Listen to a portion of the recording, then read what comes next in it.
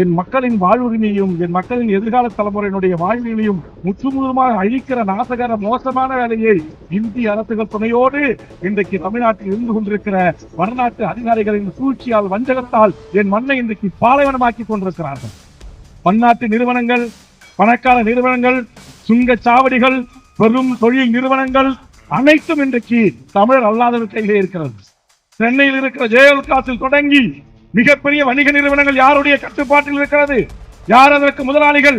ஸ்ரீபெரும்புதூரில் இருக்கிற, காஞ்சிபுரம் மாவட்டத்தில் இருக்கிற, கடலூர் சிப்காட்டில் இருக்கிற அத்தனை பெரும் முதலாளிகளுடைய நிறுவனங்கள் யாருக்கு சொந்தம்?